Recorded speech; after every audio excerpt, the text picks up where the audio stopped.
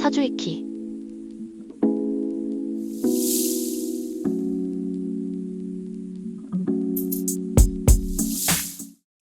안녕하세요. 오늘부터 여러분들과 함께 명리학을 공부할 송성엽입니다. 오늘은 첫 시간인 만큼 제 자기소개를 할까 하는데요. 저는 이런 차를 타고 이런 책을 쓰는 사람입니다. 심플하죠? 그런데 이렇게 끝내기에는 너무 짧으니까 썰을 좀 풀어볼까 합니다. 명리학자라는 직업은 아주 어릴 때부터 꿈꿀 수 있는 직업은 아니죠. 어렸을 때는 보통 사주가 뭔지도 모르잖아요. 다른 선생님들도 다 마찬가지겠지만 제 꿈도 이거 아니었어요. 저는 원래 소설가가 되고 싶었습니다. 제가 중학교 2학년 때 제 친구 한 명이 저한테 우리 같이 소설 한번 써보지 않을래? 라고 권유를 합니다. 저는 그냥 재밌겠다 싶어서 이렇게 소설을 한 편 썼다가 그 친구와 함께 10년도 넘게 소설가에 도전하게 됩니다. 빠져버린 거죠. 저희는 1년 동안 습작을 써내려갔고 어느 정도 작품에 대한 자신감이 붙자마자 친구들에게 저희가 쓴 소설을 보여주기로 결정합니다. 그래서 친한 애들은 다 보여줬어요. 그런데 그놈들이 하나같이 제가 쓴 소설은 재미가 없고 그 친구가 쓴 소설만 재미있다는 거예요. 저는 그 결과에 승복할 수가 없었습니다. 왜냐하면 제가 보기에는 제 소설이 훨씬 더 재밌었거든요. 근데 저 혼자 재밌으면 뭐합니까? 독자들이 재밌어야죠. 그리고 며칠 뒤에 동네에서 글 좀 쓴다는 형을 소개받게 됩니다. 사실 저희는 그 문학보다는 장르 소설을 좋아했어요. 뭐 판타지, 무협지 뭐 이런 거요. 그런데 그 형은 글짓기 뭐 상도 타고 뭐 신춘문예에 응모도 하고 그런 진짜 문학 소년이었어요. 저는 속으로 이렇게 생각을 했죠. 그래, 내 친구들은 소설이 뭔지 몰라.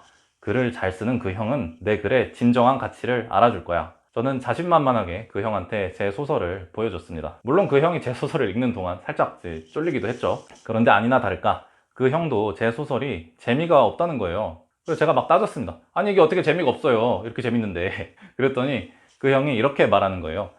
네가 쓴 거는 소설이 아니라 게임 설정집 같다. 사람들은 드래곤이 한번 잠에 들 때 100년씩 자든지 200년씩 자든지 그런 데에는 관심이 없다. 사람들이 관심이 있는 건 네 소설의 주인공이 누구를 만나서 어떤 재미있는 일을 벌이는지에 관심이 있다 라고 말해주더라고요. 정확한 진단이었죠. 제 친구들처럼 단순히 뭐 재미있다 재미없다가 아니라 재미없는 이유와 개선할 점까지 다 짚어주었습니다. 인물이 없으니 서사도 없다. 그래서 재미가 없다. 그거는 뭐 소설이 아니다까지 이렇게 뭐 좀 심한 말도 했는데 제가 그래서 좀 그때 상처를 좀 많이 받았어요. 아무튼 그 형 덕분에 저는 매력적인 인물을 만들어야겠다는 목표를 갖게 되었습니다. 그렇게 중학교 내내 제가 인물을 만드는데 재능이 없다는 사실을 스스로 확인하다가 고등학교에 진학하게 됩니다. 그리고 거기서 제 인생 처음으로 사주를 봐야 될 만한 그런 사건이 터지죠. 학교 끝나고 집에 돌아오니까 부모님이 저를 거실 바닥에 앉히셨습니다. 여기 앉아봐라 이렇게 하신 거죠. 그러더니 어머니가 먼저 선수를 치시더라고요. 정훈아, 제 본명이 정훈입니다. 정훈아, 엄마랑 살래? 아빠랑 살래? 부모님의 이혼 위기였죠. 저는 어머니의 질문에 잘 모르겠다 뭐 그런 식으로 대답을 했습니다. 그랬더니 아버지가 이렇게 말씀을 하시더라고요. 그래, 네 맘 이해한다. 너무 갑작스럽지? 그러니까 잘 생각해서 내일까지 대답을 해줘라. 아니, 아니 내일 그 고1짜리가 엄마랑 살지 아빠랑 살지를 하루 만에 어떻게 결정을 하겠습니까? 그래도 일단은 알겠다고 하고 이제 한숨을 쉬며 방으로 들어갔죠. 들어가서 이렇게 누워서 생각을 하는데 이게 도저히 하루 만에 답이 나올 것 같지 않았어요. 다음날 아침 저는 밥도 먹지 않고 바로 학교로 갔습니다. 어제 물어본 거 대답하라고 할까봐요. 아침 그 식탁에서 학교 갔는데 뭐 심란해서 공부에 집중도 안 되고 뭐 원래 안 했습니다만 아무튼 어영부영 학교 시간이 다가왔습니다. 근데 제가 다니던 고등학교는 그 똥통 고등학교였어서 야간 자율학습이라는 게 없었습니다. 한 4시 정도면 학교가 끝나요. 근데 집에 가기 싫죠. 집에 가면 엄마랑 살지 아빠랑 살지 그 대답해야 되잖아요. 그래서 교복을 입은 채로 번화가로 갔습니다. 그때 혼자 갔는데 왜 혼자 갔냐면은 제가 다른 학군에 있는 고등학교로 진학을 한 데다가 1학년 1학기 초라서 그 제 속마음을 이렇게 터놓을 만한 친구가 없었어요. 그래서 혼자서 괜히 이제 오락실에 가서 잘 하지도 못하는 이 펌프에 동전을 잔뜩 기부하다가 하다 보니까 그게 별로 재미가 없어서 그냥 나왔습니다. 그렇게 길거리를 배회하던 중에 이제 사주타로 천막이 눈에 들어오게 됩니다. 그 천막에 이제 뭐 연애, 결혼부터 시작해서 여기도 이게 빼곡하게 써 있는데 그 뭐 연애, 결혼, 궁합, 자녀, 취업, 승진, 사업, 재물, 학업, 시험, 진로, 해외, 매매, 성격, 건강, 운세 뭐 이런 식으로 다 써 있는데 뭐 아무튼 부모님이 이혼하신다니까 좀 막막하잖아요. 그래서 제가 천막을 이렇게 들추고 들어가게 됩니다. 그 안에는 이제 할머니 한 분이 앉아 계시더라고요. 그때가 벌써 이제 15년도 더 됐으니까 뭐 지금 살아 계시는지는 잘 모르겠습니다. 뭐 아무튼 오래전 일이라 정확하게 기억은 나지 않지만 제가 사주를 이제 처음 본다고 말씀드리니까 그럼 전체적으로 한번 풀어주겠다 이렇게 말씀하셨어요.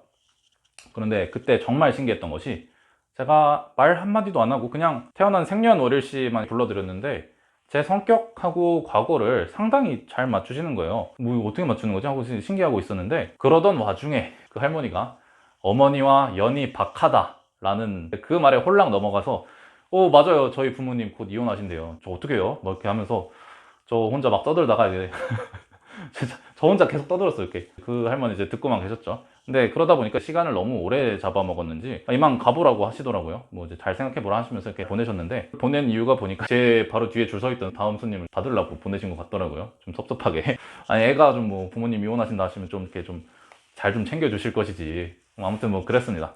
그렇게 이제 천막을 나섰는데 아직도 해가 지지를 않았어요. 그래서 그 근처 공원 벤치에 가서 누웠습니다. 그 당시에는 노숙자 방지용 팔걸이가 없어서 그냥 벤치에 누울 수가 있었습니다. 이렇게 생긴 거 있죠? 그런 게 없었어요, 옛날에는. 그래서 이제 누워서 생각에 잠겼죠. 내가 엄마랑 인연이 없다고? 그럼 아빠랑 살게 되는 건가? 아버지랑 살면 내 인생이 어떻게 될까? 어머니랑 살면 내 인생이 어떻게 될까? 뭐 그런 상상에 막 나래를 펼치다 보니까 어머니께 전화가 왔습니다. 얘 언제 들어오니? 그래서 제가 이제 예, 지금 갈게요 하고 들어갔죠. 뭐 들어가야지 뭐 어디 가겠습니까, 제가. 이제 부엌에서 저녁밥을 한 숟갈 떠서 입에 넣었는데 아버지가 훅 들어오시더라고요. 그래, 결정은 했나? 하는데 이제 밥맛이 뚝 떨어져가지고 이거 뭐 저녁 먹을 맛이 안 나죠. 한참을 이제 우물쭈물 거리다가 대답을 했는데요. 엄마랑 아빠랑 이혼하면은 나는 혼자 살 거야. 엄마도 안 따라가고 아빠도 안 따라간다고 했어요. 그랬더니 이제 부모님이 네가 경제적인 능력이 안 되는데 뭐 어떻게 혼자 살 거냐, 잠은 어디서 잘 거며 밥은 어떻게 먹을 거며 뭐 그런 이야기들을 하시더라고요. 근데 뭐 저도 고1이면 질풍노도의 시기이지 않겠습니까? 그래서 몰라, 아무튼 나 혼자 살 거야 하면서 식탁을 박차고 일어나서 이제 방문을 쾅 닫고 들어갔습니다. 그 다음날에도 아침 안 먹고 바로 학교 갔다가 또 학교 끝나고 또 집에 가기 싫어서 번화가로 갑니다. 그때부터 좀 삐뚤어지기 시작하는 거죠. 물론 근데 그 날도 집에 들어가긴 들어갔어요. 뭐 사춘기 치고 되게 착하죠. 제가 원래 동선이 집 학교 그거밖에 없는 학생이었어요. 그런데 그날은 동선에 PC방이 추가가 된 거죠. 제가 원래 그 비주류 게임을 좋아했어서 그 PC방에 가면 항상 게임을 새로 설치를 했어야 됐는데 그 설치하는 동안에 어저께 봤던 사주가 생각이 나는 겁니다. 그래서 인터넷에 사주를 한번 검색을 해보게 됩니다. 그랬더니 뭐 이런 식으로 나왔어요. 명리학은 사람의 운명을 51만 8,400가지로 나눈다. 성격과 과거는 잘 맞추는 편이나 미래는 잘 맞추지 못하는 편이다. 뭐 이런 글을 제가 읽어요. 근데 저는 여기서 사주로 성격을 맞출 수 있다는 부분에 확 꽂히게 됩니다. 사주로 사람의 성격을 맞출 수 있다는 거는 사람의 성격을 51만 8,400개로 분류할 수 있다는 그런 뜻이거든요. 그때는 그렇게 이해했어요. 내가 소설 속 인물을 만드는데 재능이 없으니까 차라리 사주를 공부를 하면은 51만 8,400개의 캐릭터를 소설에 활용하게 될 수 있는 게 아닐까. 그 많은 인물들을 활용한다면은 내가 소설을 훨씬 더 쉽게 쓸 수 있지 않을까? 라는 생각에 PC방에서 바로 나와가지고 이제 교보문고로 향합니다. 이쯤에서 질문이 들어올 수도 있을 것 같은데요. 부모님이 이혼하시는 것 때문에 심란한 상태가 아니었느냐, 뭐 이런 질문 들어올 수 있는데, 제가 막는다고 막을 수 있는 것도 아니잖아요. 그렇다고 뭐 아버지랑 산다고 엄청 부유하게 살거나 뭐 어머니랑 산다고 엄청 가난하게 사는 것도 아니고 엄마랑 사나 아빠랑 사나 뭐 큰 차이는 없을 거란 말이죠. 누구랑 살든지 저는 소설가의 꿈을 포기할 생각이 없었어요. 그러니까 저는 부모님이 뭐 이혼하느냐 마느냐보다 제가 소설가가 될 수 있느냐 없느냐가 더 중요했던 거죠. 그 당시에는. 그래서 이제 교보문고에서 소설을 쓰는데 도움이 될 수 있을지도 모르는 사주책을 한 권 구입하게 됩니다. 그 책이 바로 이 책인데요. 지금도 가지고 있죠. 구구로라는 사이트를 운영하시는 그 이종호 선생님의 새롭게 보는 사주 이야기입니다. 이 책을 이렇게 펼쳐보시면은 여기 일주론이 아주 간략하게 한 4-5줄 정도 쓰여 있어요. 제가 이 책을 처음 사가지고 이 일주론을 60개를 다 외웠어요.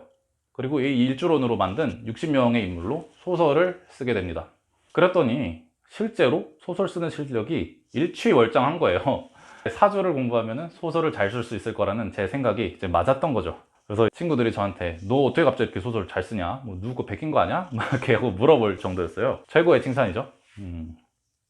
그래서 제가 이제 사주를 공부해서 잘 쓰게 됐다고 이렇게 답변을 했더니 친구들이 그럼 야 내 사주도 한번 봐봐 재밌겠다 해가지고 첫 사주 상담 실전을 겪게 됩니다. 근데 사실 책 한 권 읽었다고 갑자기 사주를 볼 수 있게 되는 건 아니잖아요.